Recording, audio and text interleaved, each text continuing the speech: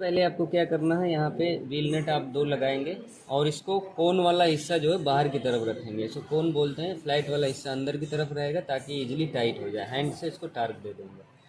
Then second क्या करना है, आपको स्केल लेना है और इसमें क्या है 10 mm पे, यहाँ देखिए 1 सेंटीमीटर का जो निशान है ये इंच में इधर होता है, इधर क्या है सेंटीमीटर में। तो 1 सेंटीमीटर मतलब 10 mm। तो यहाँ पे 10 mm पे एक रेफरेंस आपको लाइन ले लेना है। रेफरेंस लाइन लेने के बाद आपने डायल गेज इंस्टॉल कर लिया है मैग्नेटिक स्टैंड पे, तो आपको क्या है जस्ट यहाँ पे मैग्नेटिक स्टैंड इस प्रकार से लगा लेना है। इसे लगा लिया और देखें यहाँ पे कोई प्ले ना हो। उसके बाद इसको घुमाइए यहाँ पे। ठीक, अब इसको सेट करना है। सेट करते समय आपको देखना है कि किस तरफ सेट हो रहा है। सपोज यहाँ पे सेट नहीं हो पा रहा है तो आपको क्या करना है, इस तरफ ऐसे लगा सकते हैं। इधर भी मान लो सेट नहीं हो रहा है तो आप क्या करिए, इसको घुमा लीजिए। इसको घुमा के क्या करिए, इस तरफ ऐसे लगा लीजिए। ऐसे इसको घुमा के इस तरफ लगाइए इस प्रकार से, और फिर इसको घुमा लीजिए इस तरफ से इस प्रकार से। यहाँ पे ऐसे आपने देखिए आपने इसको ऐसे सेट कर लिया। अभी क्या है, यहाँ पे रेफरेंस पॉइंट जो आपने पॉइंट लगाया है 10 mm पे, वहीं पे क्या है इसको, ये जो पॉइंटर है, क्या है ये पॉइंटर है, इसको क्या है वहाँ पे क्या है इस प्रेशर अप्लाई करना है। क्या है इसमें प्रेशर अप्लाई करना है। प्रेशर मतलब है कि ये प्लस और माइनस दोनों का रीडिंग दे, प्रेशर अप्लाई करना है। प्रेशर कुछ भी हो सकता है, 1 mm 2 mm 3 mm। Pressure apply कर दिया आपने। अब आपको कैसे पता चलेगा इसमें प्रेशर अप्लाई हो गया, तो आप इस निडल को इस प्रकार से देखेंगे तो इसमें क्या होगा, कुछ ना कुछ प्ले होगा ऐसे।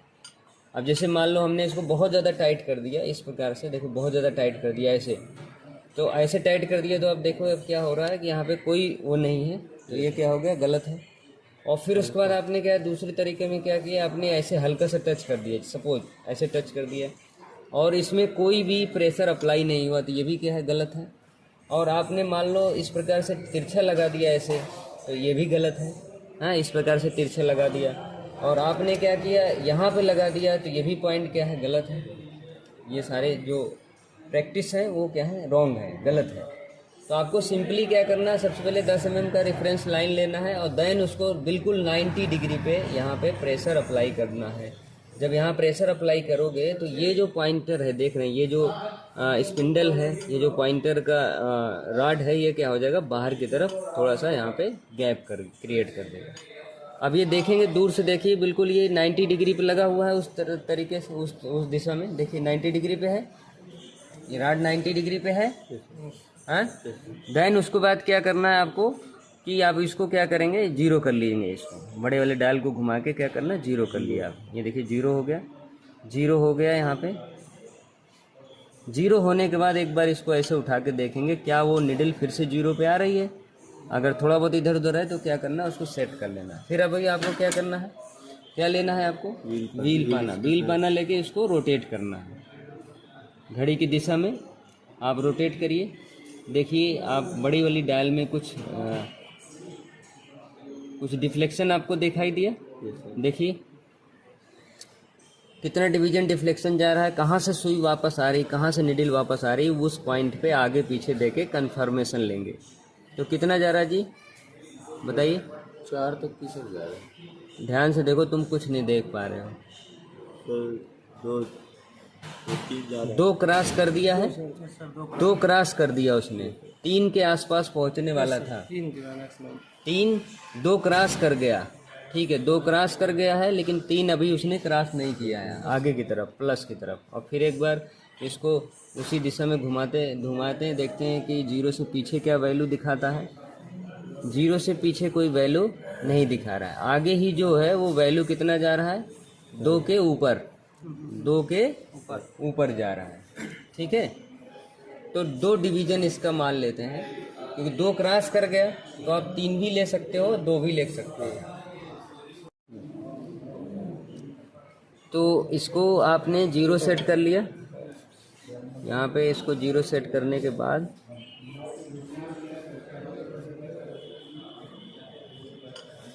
ठीक है, अब इसको हम घुमाएंगे तो आप देख रहे हैं कि पीछे की डायल में कितना 2 क्रॉस कर जा रहा है। पीछे डायल कितना क्रॉस कर रहा है, 2।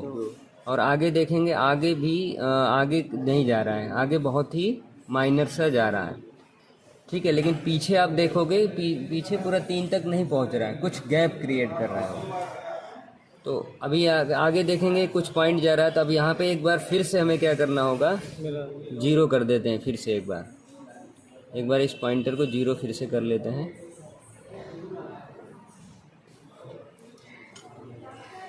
ये 0 हो गया, अभी 0 नहीं हो रहा है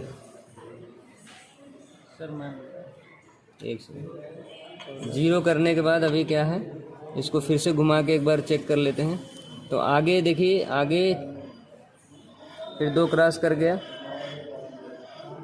आगे 2 क्रॉस कर गया रहा, लगभग 3 पे टच हो रहा है। देखो वहाँ पे लगभग कितना पॉइंट पहुँच जा रहा है, देखो आगे की तरफ, आगे की तरफ देखो, फिर से देखो, फिर से कितना जा रहा है, 2 क्रॉस कर गया, 2 क्रॉस कर गया। तो ये आप इसको 2 क्रॉस कर गया और 3 के आसपास जा रहा है, तो मतलब आप उसको 3 डिवीजन ले सकते हैं। तो यहाँ पे इसका टोटल वैल्यू कितनी आएगी, तो आपका 3 डिवीजन आ गया, तो उसको मल्टीप्लाई करेंगे किससे, लीस्ट काउंट से। लीस्ट काउंट कितना है, तो अभी वैल्यू कितनी आएगी,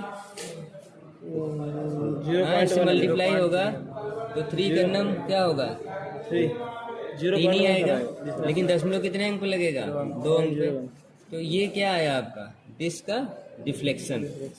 अब लिमिट वैल्यू कितनी है, मैनुअल से आप देखोगे, ये लिमिट वैल्यू, ये क्या है लिमिट, और ये मेजरिंग वैल्यू या लिमिट वैल्यू।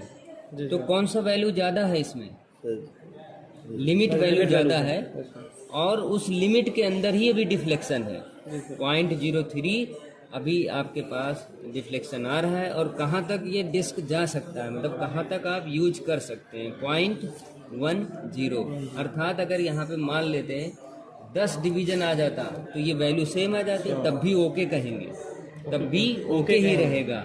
लेकिन अगर सपोज यहाँ पे 11 डिवीजन आ जाए तो ये वैल्यू कितनी आ जाएगी आपकी,